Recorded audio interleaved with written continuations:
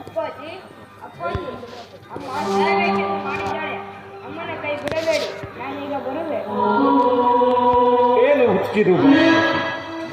ಒಪ್ಪು ದಾರಿಯ ಬಿಟ್ಟು ತಪ್ಪು ದಾರಿಯ ಹಿಡಿದು ಈ ಖುಷಿ ಪದಾರ್ಥವ ನಂಬಿ ಪ್ರಾಣ ಕೊಡಬಹುದೇ?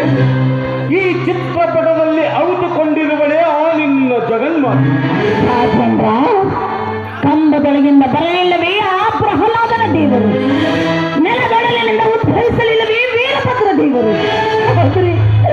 ಆದರೆ ನನಗಂತಹ ಭಾಗ್ಯದಲ್ಲಿದೆ. ನನ್ನ ಪಾಲಿಗೂ ದೇವರು ಕಲ್ಲು. ಗಜಾಂತ ಲಕ್ಷ್ಮಿ ಇತ್ತು, ಅಬ್ಬರದ ಐಸಿರಿ ಇತ್ತು, ಸಾರ್ವಭೌಮತ್ವದ ಸಿಂಹಾಸನವಿತ್ತು. ಅವೆಲ್ಲವೂ ನನ್ನನ್ನು ಬಿಟ್ಟು ಹೋಗಿಲ್ಲ, ಇನ್ನಾದರೂ ಬಿಟ್ಟು ಹೋಗಲಾರ. ನೀನು ಮಾತ್ರ ನನ್ನ ಮಾವನವರ ಮಾತಿನಂತೆ. ಅಯ್ಯೋ, ಇನ್ನು ಮಾವನವರ ಹಂಬಲವೇ ನಿಮ್ಮ ಎದೆಯಾಳದಲ್ಲಿ. ಪರಿಣಾಮ ನೋಡಿಕೊಂಡಾದರೂ ಬಗೆ ಬದಲಾಯಿಸಿಕೊಳ್ಳಬೇಕಲ್ಲ. ನಮ್ಮ ಮಾವನವರ ಎದೆಯಾಳ ನಿರ್ಮಲ, ಅವರ ಪರದೆಯೊಳು ತುಂಬಿಕೊಂಡಿದೆ ರಾಜಕಾರಣದ ಗೊಂದಲ. ನಿಮ್ಮ ಮಾವನವರ ರಾಜಕಾರಣದ ಸಂಚು ಕೌರವರ ಬಾಳನ್ನು ಕೊಕ್ಕುವ ರಣಹದ್ದಿನ ಚೆಂಡು. ಅಕ್ಕನ ಮಕ್ಕಳ ಬಾಳನ್ನು ಪಾಳಗೈದ ನಿಮ್ಮ ಮಾವ ಶಕುನಿ ಪ್ರತಿ ಕಂಸ. ನಿಂದಿಸಬೇಡ ನನ್ನ ಮಾವ ಶಕುನಿಯನ್ನು. ಅಖಿಲ ಜಗತ್ತೆ ನಿಂದಿಸುವುದು ಶಕುನಿಯನ್ನು ಸೂರ್ಯಚಂದ್ರನಿರುವ ಪರ್ಯಾಂತ. ಭಾರತ ಮಾತೆಯ ಅವಳಿ ಜವಳಿ ಮಕ್ಕಳಂತಿರುವ ಕೌರವ ಪಾಂಡವರು ಒಡುಕುಟಿಸಿ ಇಡೀ ಗುಪ್ಪಿ ಮರಿ ದೊಡ್ಡಾನೆ ಮರಿಯನ್ನು ಮುರಿದು ತಿನ್ನುವಂತೆ ಮಾಡಿಟ್ಟನು ನಿಮ್ಮ ಮಾವ ಶಕುನಿ ಭಾರತದ ಭವಿತವ್ಯವನ್ನು. ಕೌರವೇಶ ಜಾರಿ ಬಿಡಲೆ ಕಟ್ಟಿ ಆಸ್ತಿನ ರಟ್ಟಿ ನಿಂತು ನೋಡುತ್ತಿರಲಿ ಜಗವನ್ನು ಶಾಂತಿಯನ್ನೆತ್ತಿ. ಓ ಸ್ವಪ್ನ ಮುದ್ರಿತ ಪ್ರಾಣ, ನನ್ನ ಪಕ್ಕದ ವಿಚಾರ ನನ್ನೆದೆಗೆಸದ ಖಡ್ಗ. ಪತಿಗೆ ಒಕ್ಕದ ಕಲ್ಪನೆಗಳನ್ನು ಮೆಲುಕಾಡಿಸುವುದು ಸತಿಗೆ ತರವಲ್ಲ. ಓ ಎನ್ನ ಗೃಹ ದೇವತೆ, ಇಂತಹ ಕಲ್ಪನೆಗಳ ಅಲಗಿನಿಂದ ಕೊರೆಯಬೇಡ, ಮತ್ತೆ ಶಪಿಸಬೇಡ ನನ್ನ ಮಾವ ಶಕುನಿಯ. ಹಿಂದೆನ್ನ ಮಾವನು ನನ್ನ ಪಾಲಿಗೆ ದೇವನಾಗಿರಲು, ಅದನ್ನೇ ತಿಳಿಸಲಿಕ್ಕೆ ಬಂದೆ.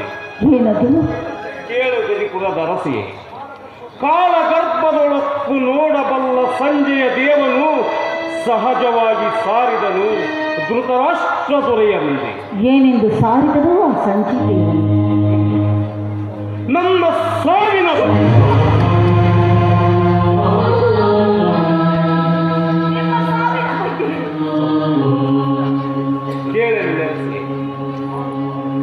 ಈ ಭಾರತದ 18ನೆಯ ದಿನಗಳಿಗೆ ಶಿವಿನ ದಿನ.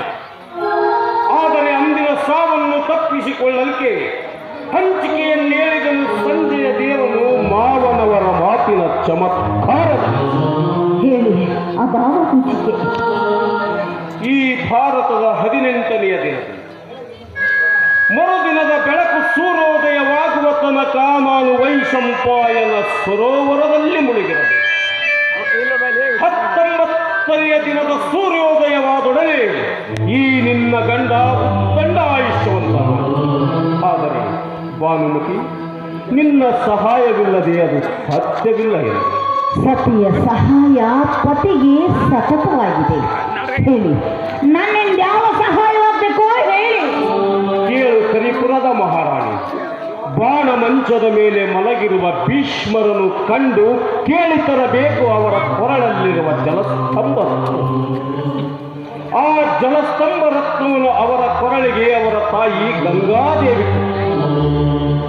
ಆ ಜಲಸ್ತಂಭ ರತ್ನವನ್ನು ಕಟ್ಟಿಕೊಂಡ ಮನುಷ್ಯ ನೀರಿನೊಳಗೆ ಮುಳುಗಿರಬಹುದು 3 ದಿನಗಳ ಪುಣ್ಯ. ಆ ಜಲಸ್ತಂಭ ರತ್ನ ನಿನ್ನ ಕೈ ಸೇರಿದ್ದಾದರೆ ನಾನು ಮರಣ ಮೀರಿದ ಮೃತ್ಯುಂಜಯ. ಪ್ರಾಣ ದರ್ಶನ, ಪ್ರಾಣ ರಕ್ಷಿಸುವಂತ ರತ್ನವನ್ನು ನಿಮ್ಮ ಕೈಯೊಳಗಿರುವೆ. ನನ್ನ ಪ್ರಾಣ ಪಕ್ಷಿಯನ್ನು ಹಾಕಲು ತೆತ್ತು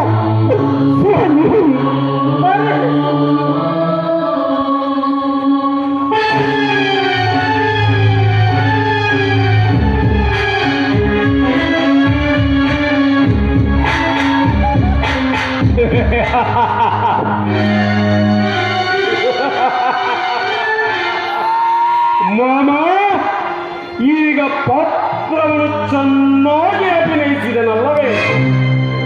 ಇದರೊಳಗೇನಾದರೂ ತಪ್ಪಿದ್ದೇನೆ? ಛೇ ಛೇ, ಎಲ್ಲಿನಷ್ಟಾದರೂ ತಪ್ಪಲಿಲ್ಲ ಧೃತರಾಷ್ಟ್ರ ತನಯ.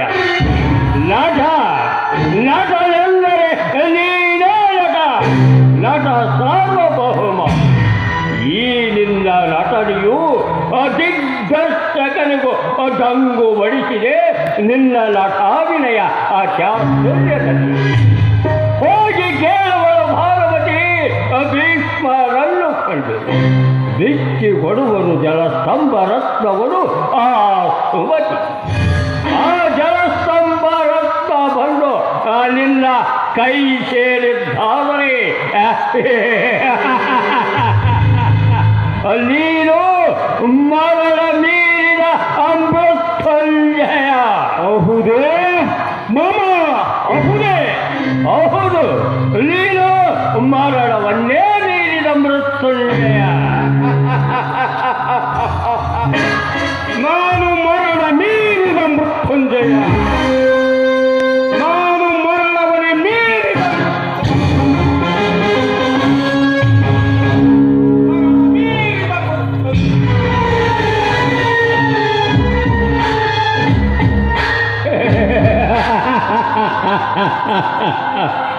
ಹೌದು.